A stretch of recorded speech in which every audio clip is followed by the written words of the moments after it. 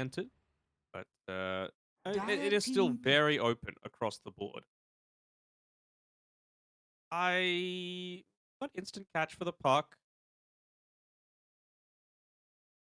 I'm kind of thinking like, are they just going to Chaos Knight? I really like Chaos Knight across the board for a lot of these teams. Probably Radiant more team so pick. for Luna. Execration. I mean, it does fit that thing that's a little bit squishier than a bad and protects quite well. So I like it in that aspect. In terms of like what's going to have the late game impact, there's no Terrorblade, so I see that sort of counter coming through. 10 seconds Give me the remaining. CK. Why not? Yeah, I'm happy with the CK. 5 The seconds Execration, they remaining. don't need a way really to take towers. You got that with the Dragon Knight. You'd like a melee carry, someone that's able to get on top of the Luna. Lifestealer actually looks pretty good as well. I would Yeah, not hate the Lifestealer at all. it's decent. It's I was about to decent, you say know. the only My thing. my, my pick's a little bit better. You know, shut up, Aries. The only thing is like I was about to say it's got a little bit of danger of being kited around, but actually that's wrong because basically only the Storm Spirit is going to get not kited. Sorry, is going to be able to kite him. Everything else is kind of like a lamb to the slaughter, basically. Yeah, the rage means you don't have to worry as much about the Luna. Fight very easily into the Sand King. There's a vehicle with the puck. Don't hate it. I think the maybe even considering if a Juggernaut's a potential, but that hero is quite Going for it. arse. I'm sure Palos can play it. Man, don't please don't mention that Juggernaut hero. I I swear, know. the last 10 games in my pubs have all been losses because of people that just don't know how to play Juggernaut. Oh And well, it's trash right now. Even people that know how to play it, trying to pick it up in pro games, just seem to struggle with it. Like the hero, I really think the hero sucks because of all these. One, the supports can get so farmed. So we see the Ghost Scepters, we see the Yules, and all the defensive items that can protect you. But Execration, they go a different route, a route that gives them a lot more team fight presence with the Chronosphere. yeah, something as well that he can catch an abandoned side of the Chronosphere. He's not going to be able to do jack in terms of healing. And even if he's not caught, right, you're still stunned. You're still locked in place on a Storm Spirit. So he might be able to get an Aphotic Shield and the like off, but it's not actually going to do too much to be able to protect against the damage that is eventually going to be coming out from Palace. So some interesting stuff. I would say the first three picks on both sides were pretty damn obvious. It just seems like that's the avenue that a lot of teams like to go for. But these last two, pretty entertaining. Yeah, I'm trying to see if I like the Faceless Void or not, because I think the matchup versus Luna can go back and forth, because I think Luna is a hero that can group up with your team very early on. You're not cooldown reliant. You excel at being able to take towers. And the Faceless Void doesn't like to play in these heroes that don't care about cooldowns and take your objectives, because that hero needs a lot to come online. But the Void late game gets on the Luna. I think late game is a very good matchup versus her, so it's just who can excel in their kind of power spike in this game. Hmm. I'm also just thinking about the laning phase as well. Like Faceless Void into a Sand King is pretty annoying. Just because you've got eventually he probably wants to max out the Sandstorm just the 1 point in the Caustic Finale when he's going up against a lot of these little tradey things. You don't need to get the stun super early on. So Faceless Void, kind of like when he goes up against a Venomancer, for example, it's going up against a lot of this little slow ticking damage because you don't get value out of the time walk. So Sandstorm, you're kind of forced to stay there to get any kind of last hits happening. So I wonder if they're going to go for any kind of shenanigans where he doesn't have to actually lane into it and you can look to pull the lane a little bit more. That is true, but I do think time dilation is a very good laning ability, and Sand King, you're going to have these on cooldown. So I feel like you can kind of play aggressive with the Bane. Okay, yeah, I could see that. I think it's honestly one of Faceless Void's best toolkits, because it's been buffed over time to a stage where often you were avoiding the time dilation level, but in particular lanes, and I think especially into a Hoodwink Sand King, like that is a lane where you want the time dilation. 30 seconds to battle. I'm a fan of time dilation. I mean, even just the value point, right? It's still pretty good. 8 seconds of the duration there. It's the definition of a value point, I would say. And with the cooldown, it syncs up relatively well with what Sandstorm's going to be relatively early on. So, yeah, I don't hate it. Palos has to make sure that he's not AFK though. Gee, I don't know about that, my guy. You're venturing a little bit too far over the line, and Bob gets our first blood of the game. And but you love to give it over to the puck as well. A position 2 always will thrive with the extra gold. Absolutely. Yeah, he's a little bit ambitious coming forward there. Palos was forced to go into the 1 point in the time walk. He was caught watching what the attempt was happening to the rest of the team. Didn't notice that the Sand King and the Hoodwink were bopping him a little bit. So it means he has to play a little bit more defensive to start things off. Not going to get that time dilation value point for the super early game. So we'll see. Like, I do also agree that I think this is a lane that they can really bully the Void, because he's pretty weak at this stage. So I think it's going to be very volatile how Palos plays this bottom lane. Yeah, Rapido, he's still holding on to his points. He's not 100% sure, because you do and you don't want to kind of push this lane out a little bit, right? As they get the double stun off. Double stun into a double stun. Nicely done. Oh, look at all the damage they just dish out like that. If they can keep doing that on Lucifer and Repeater, then they'd have to be very happy with this lane. We also saw, this combo prior in their series victory, and they've looked very comfortable on it. It was the second game where we got the Hoodwink Sand King. In game 1, it was the Hoodwink and the Dragon Knight. So Lucifer, 3 games in a row, he's playing the little squirrel. Yeah, it was against the Razor both times as well, and he did a great job at making sure that the static link didn't really have too much of an impact for the laning stage. If I'm Vincenzo, after that, I would ask for exactly what's just starting to happen. I'd be like, cut these trees. Don't make it that the Hoodwink ever has an easy option for the Bushwhack. Well, top lane, Luna's in trouble. Arrow lands, Shanks and Tino combined together, showing that this Dragon Knight and Mirana combo is going to prove to be issues through the early stage in particular, and we'll see if that continues on if they have a good start. Yeah, very early on, it is going to be an advantageous spot for the DK and the Mirana, right? It's still a 12-second cooldown on the Aphotic Shield when it's just at level 1. You've got level 2 already on both of these other heroes, so it's a lot of early aggression that you could look to get in here. And Mirana, one of the better heroes at just being able to harass out an Abaddon. Going for that Blightstone build early on. You easily outrange a Luna as well, so Shanks, he's just going to be looking to go for the right-click trades any chance that he can get.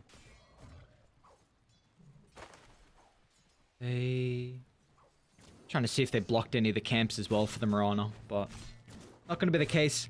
How would you ideally like to see Shanks play this early game as well, though? Because you did mention he's going to have a pretty good time against the Abaddon in regards to just trading and dealing with him, but could we see rotations to bot to try and enable the Faceless Void early, or maybe to Puck's lane once he gets 6? So speaking about Puck, Bob falling lower and lower. Actually wants the man fight with the orb coming up shortly, but JG thinks otherwise about staying his ground.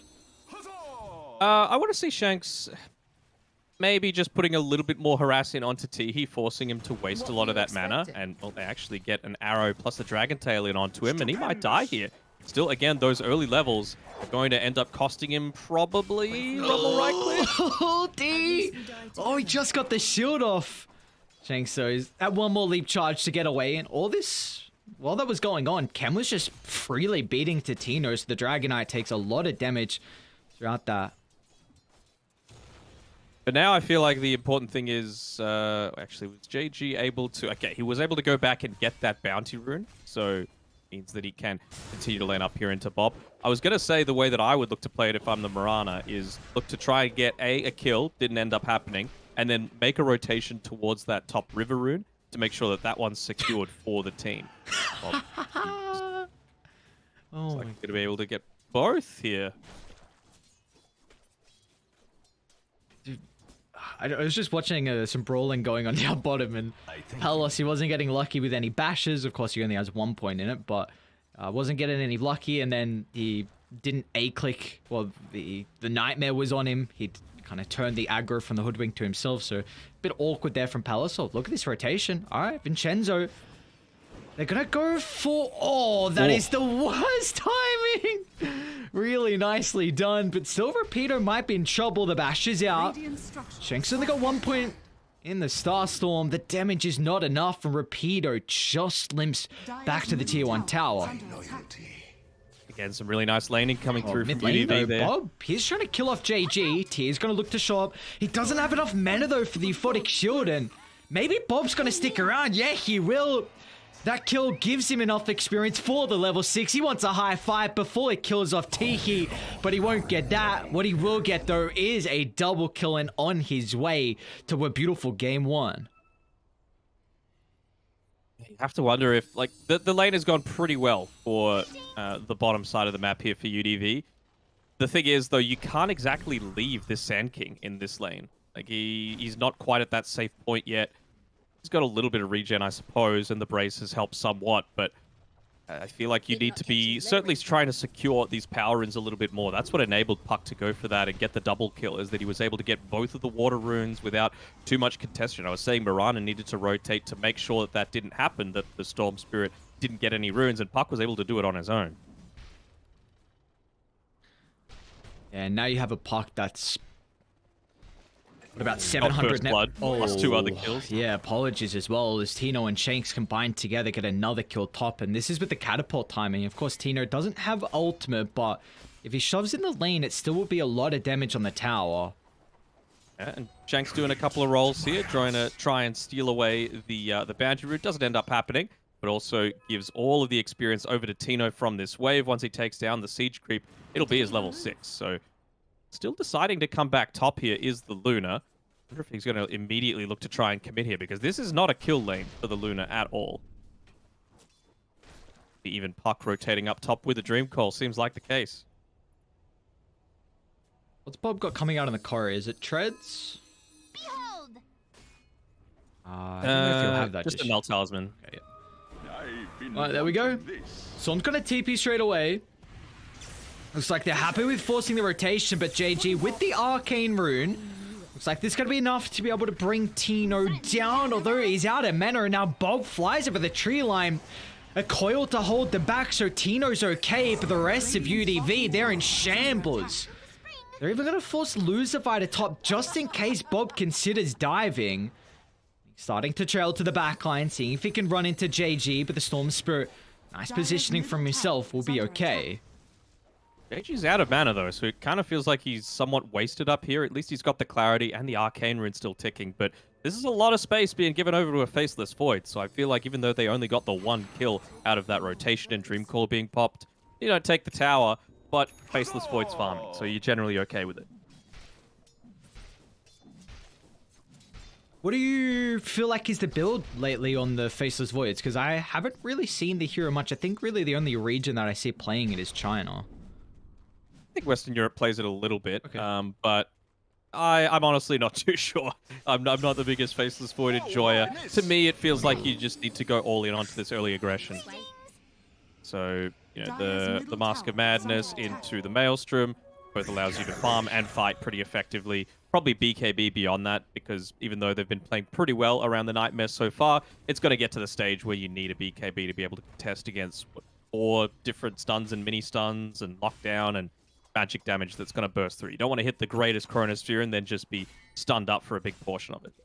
Yeah, I mean, it's pretty much only magic damage until Luna gets a couple of items. One of the few heroes that have this hybrid damage, along with maybe someone like the Gyrocopter, but we do see Luna. Looks like she's going to be forced back into the jungle, but Radiant, they already have eyes on Ken, so they are aware of this.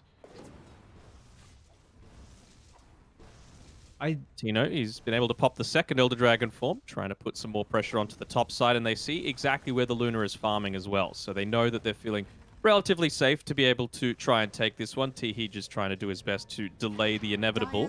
Although with Tino coming up towards the top side with that Sandstorm leveled up, like I was talking about in the laning stage, to be able to lessen the Faceless Void's farming impact is also a great tool at being able to prevent Mid lane. the push from happening. Radiant, they're getting pretty aggressive out of the T1 tower, trying to deal with the high ground, which JG tries to penalize. Off to the side though, Hoodwink's gonna catch the arrow. So it looks like it will be a 1-for-1 trade. I don't know if they have the damage now, especially with Tehe showing up to kill off the Storm. Bob actually doesn't jaunt away. JG doesn't have the greatest mana pool to work with at the moment. So Bob's gonna be okay. I feel like if he jaunted, he probably would have died to the Luna, actually, so it's okay. Seems a little crazy when you look at it immediately, but suppose the Storm Spirit was kind of low on mana, so he wasn't at too much danger of dying. So was really hoping to see Execration play with that Elder Dragon form, which was just completely wasted as in the river. JG, this is a big kill if they can give it to the Storm Spirit, and he'll get it. The lowest net worth out of the cores. It's only 195 gold injected into the bank, but you'll take anything at this stage for JG. Yeah, he lucked out being able to get the Fairy's Trinket as well, so he's got that coming out to him soon. He'll need to get active quite shortly, though, because, again, Faceless Void has hit the first of those aggressive fighting style of items with the Chronosphere up and available and the Mask of Madness. Maybe want to wait until he gets the Javelin, just because you're going to get a ton of procs out of it, but certainly could look to make a rotation if he felt the desire to. But instead of just pushing on the top side, they're going to move towards the bot. And actually, they might even go for both at the same time. You've got a Siege Creep wave coming. Yeah, you got Elder Dragon form as well. So put pressure on both the lanes, force reactions bottom, and then maybe look to top, and Palace is going to do that. I really want to see Execration smoke with the team top, especially Bob. You got Chrono, you got Coil, you got Elder Dragon form. You're strong right now, and UDV is not. Baiting. They're baiting. They're in trouble, though. Palace, let's see if we can get a melty Chrono. He'll do just that, but it doesn't matter. Tino's going to tick out to the damage, and Palace... What was the play there? Mask of Man is under the tower. And of course, the well-deserved tips as Palace makes a slight mistake. Looks like Execration still going to bring Bob and Vincenzo top. JG very hesitant about trying to cancel out the Fiend script. So we'll be, in the end, a 3-for-2 across the map as Lucify gets the kill on Shanks, I think, down bottom. It's literally just the difference of, like, 1 second from being able to comfortably win that team fight or Coil not. out top. Bob. Oh, that's... He's just already level 10 on Bob, so maxed out Orb and a Waning Rift is just a stupid amount of damage. I was considering going for the Nightmare onto the cart, but unfortunately still had a second left on the cooldown, so the push is going to be stalled again. First team to actually take a tower is going to be UDV on that bottom side. Blank reveal from Rapido. Nothing will come of it. Maybe his own death, actually. Is under a sentry, and Jesus, Bob, what's going on? So much damage with this park. We know Bob, he's the definition of feast or famine, right? Like, he just does great or not so much, and he's clearly feeling himself today as they don't even get the deny onto the mid lane. So they'll look to move again up towards the top side.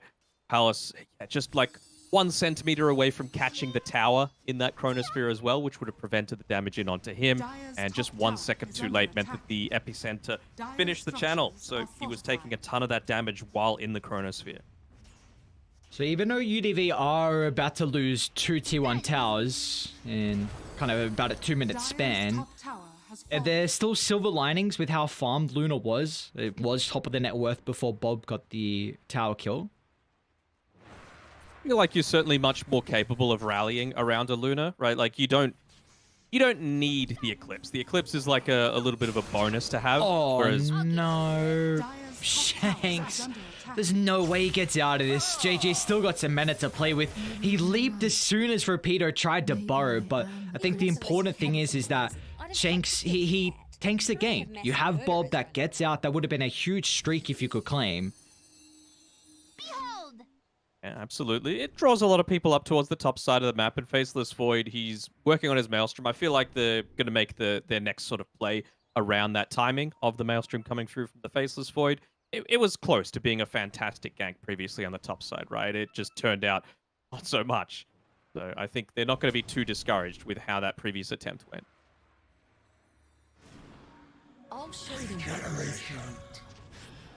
What to he just eating an arrow? We'll be okay. Tino still without the blink. It's maybe a little bit later than what the Dragonite would be hoping for.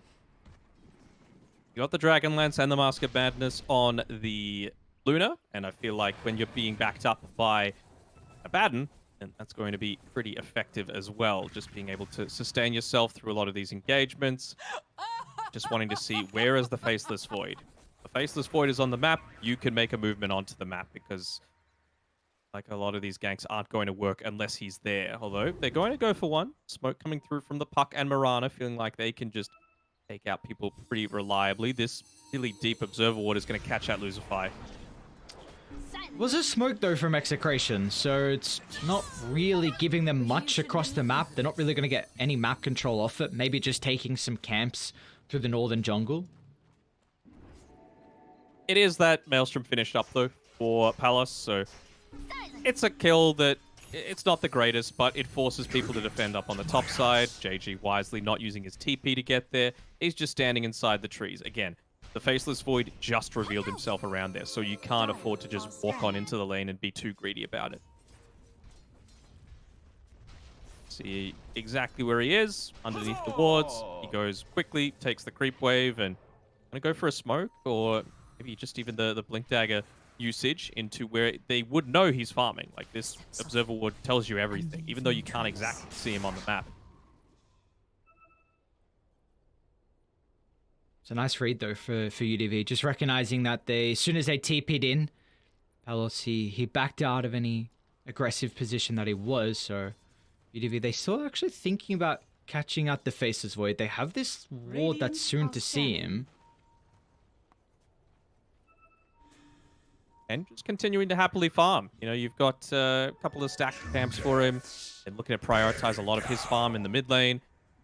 This team kind of playing around him a little bit, although they catch out the Abaddon first. Borrowed time not going to be available, and they didn't really use any big cooldowns to be able to get that one proc. So I wonder if immediately they're going to look to go for a kill. Palos, Yeah. alright. Corona wants a 2. If you can deal with the Hoodwink, then Vincenzo will have default control, but it doesn't matter because Rapido instant cancel in the Burrow Strike, and no one's died on UDV. So you wasted the Chronosphere, but can you get away with your own lives? Looks like that's not the case. Tino and Shanks providing the control, Bob the follow-up throughout the lane. So they'll get rid of Luzify, although he's being such a pesky hero to deal with. The evade on the higher ground, but Sharpshooter? got the vision. I thought he might try for the sharpshooter to just bounce him down to the low ground there, but not going to have the luxury of doing so with that Observer Ward up there. But it is still some damage being put into this tower. It's a 2-for-1 trade. So I feel like that's a much better use out of the Chronosphere than last time. You have to keep in mind, though, Luna did not join in on any of that. Was able to farm up a couple of creep waves in the mid lane, take a stack, take another Ancient set for herself again. She's got that BKB available for herself if she wants to use it to join the next team fight. You know there's no Chrono. You know there's no Dream Call for a little bit. There's no Moonlight Shadow. There's no Fiend's Grip. Feels like the time to go for Man, UDV they're smoking for sure. instantly. Abba has to be perfect with his position. They can blow up the Luna. Actually gonna smoke. I don't know if they have the tools to be able to blow up the Luna, to be honest. Like, she's pretty tanky. She's got the BKB. Now's the time for me, if I'm UDV, to be the one who's getting aggressive. Just gonna bait him in the mid lane. Just look at Teehee, right behind him. Along the cooldowns. Yeah, a bit too long. Coil's back up, but that's about it. If you can maybe force the Aphotic Shield early, but 6-second cooldown, it's very small window to try and make a play, and Void's not even thinking about showing up without BKB, so they're going to jump Tino before it's Execration starting the fight. Tino falls under the pump as Ken. Here we go. This is beautiful stuff from UDV as soon as they hit a small timing. Going to try and cut the wave on Bob to prevent a lot of that. The borrowed time is popped here as well, but Ken... He's got the real objective that he's looking for in that tier 1 tower. It doesn't open too much of the map. You're a Luna. You don't have any natural escapes, so you're not one of those heroes that loves to just be farming on the other side of the map. They've actually found out Luzify here with the Fiend's Grip. It's a big cooldown, big ultimate wasted. And it's just very easily to be cancelled out. It's not like a Mirana does the most damage at this stage of the game. So how do they deal with the Abaddon? Because it seems like he's been a pretty big issue for Execration through the past 4 minutes or so. Needed that coin. Silence, basically, is the way that you do it. And right now, they've only really got it on the Waning Rift. I think I saw an Orchid queued up previously, but it's been removed from both quick buys, from Storm and the Puck. But honestly... I don't like Orchid on Puck these days, but I feel like it's almost necessary against an Abaddon when you have no one else that really likes to go for that silence, unless you get really lucky with like a Mindbreaker or something. I think it also might be onto Palos with the Chrono.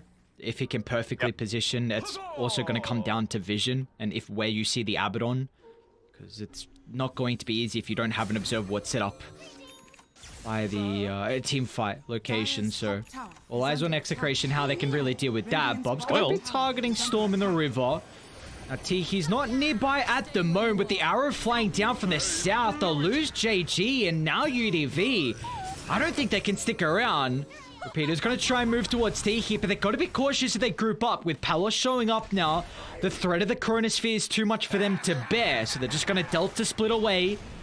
Tihi under the pump from Palos and Shanks. Meanwhile, they also have, looks like the Hoodwink that's going to be killed off. Bob with the finishing blow, and in the end, a 4-0 is Execration. They don't even need the Chrono. That's a big fight for them. Only coil used, so not a much kind of forced out in regards to cooldowns. Yeah, and there's a DD right in front of the Roche pit. I wonder if they might even look to consider that one. What's their vision look like at the moment? They're pinging exactly where the Luna is farming as a result of this super deep observer ward between the tier 2 and 3 towers. So they know that that's likely where Luna's going to continue to move Palos towards. could go. He's got Mirana to follow up. They have to kill the creeps though for the arrow. Just a bit shy. Man, dude, that baits me so often. That I know. one, I know. I like that they changed the tanking though. It was so useless when you had to full on commit. And it was like, well, why does this hero have to completely commit his ultimate when you had, I think at the time, the biggest hero for it were like the Pango and the Dark Willow, right? Where you could just pump fake the ultimate charge. Yeah, it's a must change and a big reason of why we kind of see him viable. JG. Who have they caught out? Bob's in trouble. Yo, Repeater. That's a beautiful way to start. And what do you do now if you're Execration?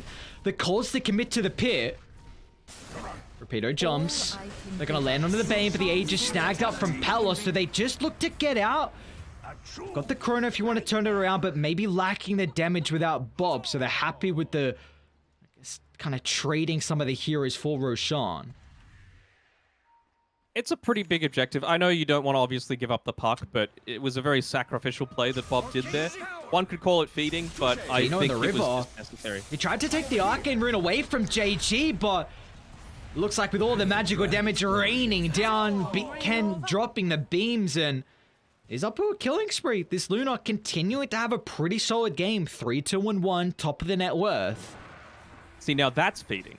That's the difference, right? The puck was making space for them to attempt Roshan. There's no real reason for you to be there on your own away from the rest of the team when they weren't revealed on the map at the time, right? So it was, of course, a shame that Bob had to give up that 8-kill streak, but he did the right thing for his team. He needed to make sure that mid lane was pushed out. It revealed the positioning of UDV, and it allowed them to finish that Roshan. So really, Faceless Void, he's trying to finish up that...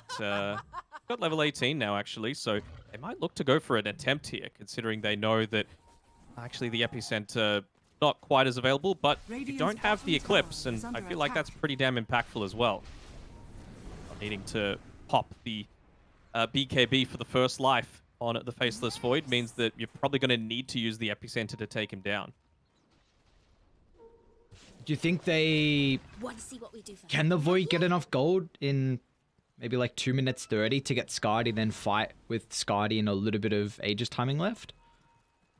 Probably. My thing is, though, that Luna's probably going to get the farm even faster in that period, and she's going to get her own Scardy. She's going to be a lot tankier. She's going to have level 20 as well, which is always, you know, a pain to have to test into. So I think this is the right choice to just go for the smoke now, play around the rest of the team as Night Shadow popped. Bob wisely not revealing on the lane as well, so they're not completely aware of this, but they know that if you're not revealing on the map and you've got the Aegis, you're likely to be going for some kind of aggressive play. It's Tihi that puts himself out there first, of course, because he's got the borrowed time. They see exactly where he is on the high ground. Well, Tino's going to jump. They can get rid of Pepito, but an instant Aphotic Shield, beautifully played from Tihi, just breaks the combo in half, and Execration. That was a freshly placed ward though on the cliff side, so now this will give them an opportunity to start to control Dire's triangle. Yeah, that's typically what you want to do when you've got the Aegis anyway, right? get vision control, take away the places that the enemy want to be farming. And again, like I was saying before about the Luna, you're not comfortable in farming inside the enemy triangle. It's just, you don't have the tools to do so. You're a pretty squishy hero. And you're up against a Faceless Void, so you've got that TP cancel just with your time lock if you get caught out in the wrong place at the wrong time. I think the concern is, we kind of spoke about it in the draft, but like Faceless Void late game versus the Lunar is something I'd be very worried about. And it's 25 minutes in, but I feel like if it continues at the state we're at, then Void will be very happy to go late. Radiant's middle tower is under Carlos, he's attack. TPing. Smoking across the map. See if they can get there straight away. Palace is Top tower playing has very fallen. aggressively before the team can show up. They've been able to catch up the Storm Spirit though. It's going to be a mighty world of pain as Palace just drops a solo Chronosphere with the arrow follow-up. T might be in trouble now afterwards once inside the Chrono AoE, but that's not going to be the case. Down to the southern side, they've caught a little bit of glimpse of Kent, but they won't continue the chase. It's such a messy fight. Two fights in itself, splitting in half. But who are they going to be able to kill down? Still trying to chase T here in the small camp. They'll secure the Abaddon. Now back to the lane. The remnants of the tier 1 towers where Tino will be killed off, but the rest of UDV, they're out. Can a BKB TP repeater look like he cancelled his own? Yeah, I think so as well. Like, what is happening? How is he going ahead and dying? So that's going to be another kill fed over to Execration. They're getting pretty good value out of this Aegis, right? Kills onto the Storm Spirit. He's still suffering in terms of the net worth. Sitting down there just above what a Mirana's been able to acquire at this stage. And it's actually a Aghanim Scepter for Shanks that he's got. So he's dishing out a good amount of damage. I feel like where a lot of these Miranas tend to fall off when it comes to the latest stages of the game in terms of your damage component. But Top lane? Dire's bottom tower I mean, is it's under Aegis attack. was expiring in 10 seconds. Ooh, Dire's middle tower GG. is under attack. If they can Palace force will a... be fine. Yeah, I guess Mirana's nearby. They also have that level 15 Moonlight Shadow talent, which is pretty effective against a Luna as well. And now just wanting to wait for the Skadi pick up for himself on the Void. So going for the attack speed during the Chronosphere, just wanting to maximize the procs that you can get. They're looking to go though on UDV. They know the Chronosphere's still on cooldown, so it's fight time. Long zip in. Onto Bob, but the instant phase shift. Bob's out of there. So smoke completely thwarted, but maybe UDV is looking to trail to the triangle.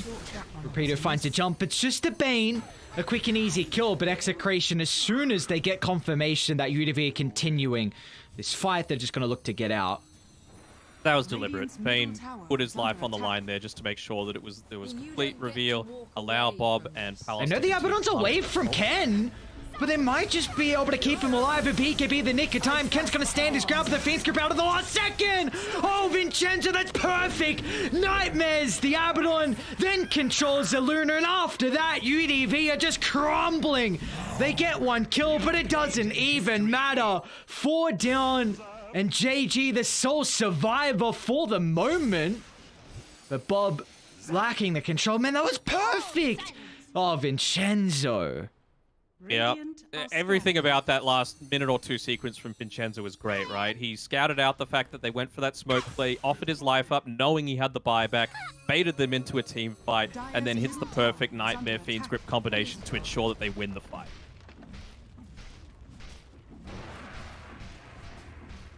Dire's And now, bottom how do you stop tower this? I mean, you got a Storm Spirit, I suppose, but the Chrono, you have to be a little bit careful about going for these super deep zip plays. Zip zap. It's now Tino's going to be up to BKB. What are the items? 1400 gold after the Skadi was completed for the Faceless Void. Bob almost The has... itemization. Yeah, the Aeon Disc is what I'm looking at, right? Both on him and the Mirana. I was seeing if Vincenzo would look to go for it, but he's a 5, right? So you probably don't have that same luxury. You could certainly look to buy out the cloak. A lot of the damage is still magical, right? So a lot of what UDV are able to dish out to you is still very burst-oriented, right? Storm Spirit at the start of team fights, Epicenter, Eclipse. So you just want to be able to dodge the brunt of that. And I feel like that's what Aeon Disc on a Mirana and a Puck is a great tool at being able to do that. Now this is really cool from Radiant. They had that lane ward behind the tier 2. So they know. Oh no, they missed the burrow, and all of Execration have moved to top. Core's going to be off the mark, but it doesn't matter. With 5 heroes swarming Rapido in the tree line, they'll kill off the position 3 Sand King and then maybe look to transition this into the tier 2. And the immediate attempt to recover base there by the Sand King, just drawing lines in the mid and bottom lanes, saying, hey, I made all this space for you. Now start to push some of these other lanes out. Tino actually runs into Ken here. Ken should know. He was body blocked. Yeah, I mean, he can always BKB TP out, but he's taking a lot of damage. That chain control. Ken doesn't really have much life, so Palos gets the chrono at the last second. Oh no. The vision. That is what has enabled Execration through these past minute. It set them up for the kill top with that ward behind the tower, and then the Moonlight Shadow. Tino, so he could move on, find the Luna, and all of a sudden, 12,000 net worth lead, and Bob, he might be able to get another kill. The Hoodwink, no answer. They even have a Fiend's Grip on the side, so maybe Bob will turn back. Tino's going to try and close the distance, and the Spider Legs can help out as Execration just have their number through the mid game. Look at Bob! What's this, my guy? They're tier 4 towers. A coil. Well, they're going to try and hold back the Sand King so he doesn't burrow on the tree line, but DK has to respect this.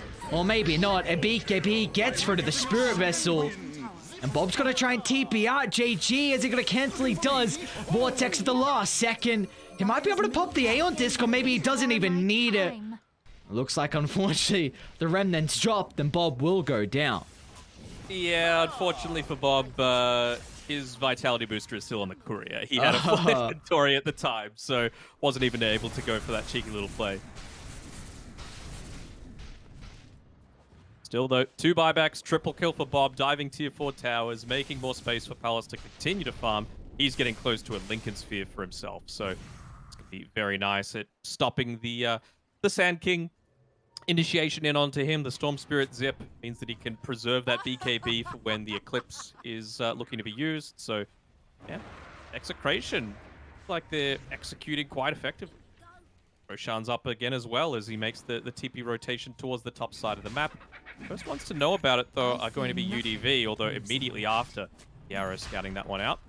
Selling the wand, buying up the Lincoln Sphere for Palace, so he's ready. Chrono's on cooldown. Can they do this, though? Oh, no! Oh, the Arrow! Okay.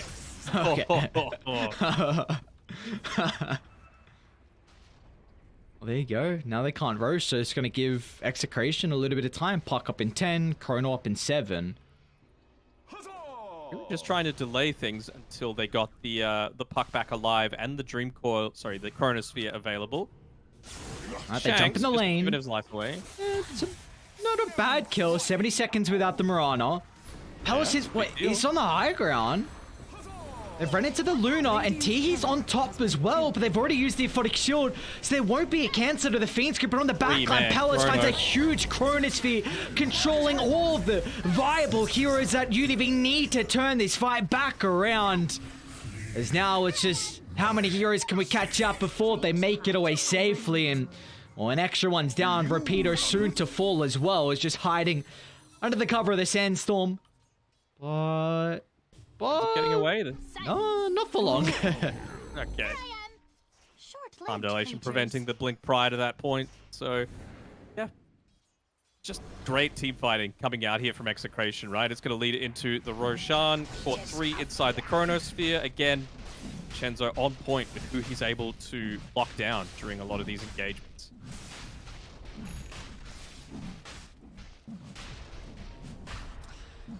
This is now a pretty tricky position to get back in if you're UDV.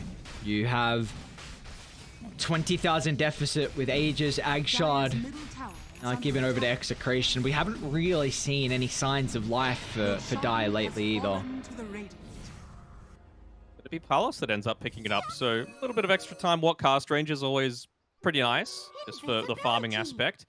You can even look now that you've got the Lincolns as well to bait out a few of these single target stuns that they've got on UDV's side.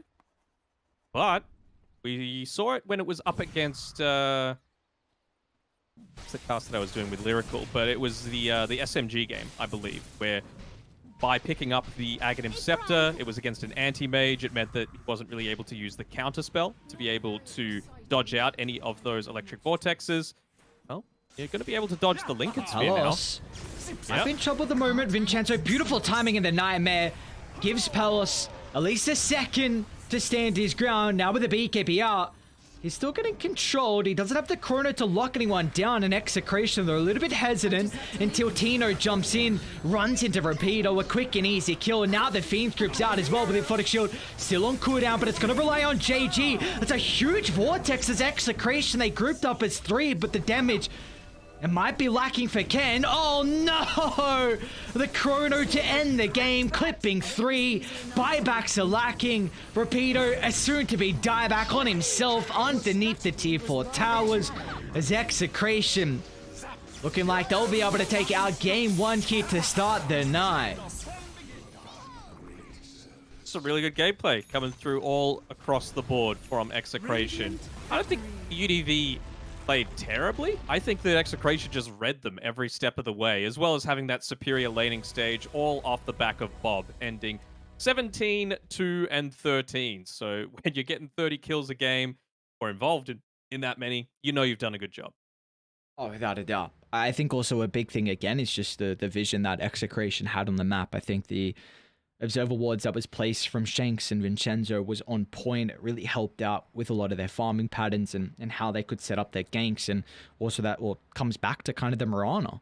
You know, we mentioned in the draft that the first 3 picks were kind of very similar. You've got DK Mirana and then Sand King Hoodwink. Like, both these heroes want to jump in, stun, have a follow-up, and just burst heroes down. But Mirana just showing that she has a little bit more utility in a way with the Moonlight Shadow that proved to be a big reason why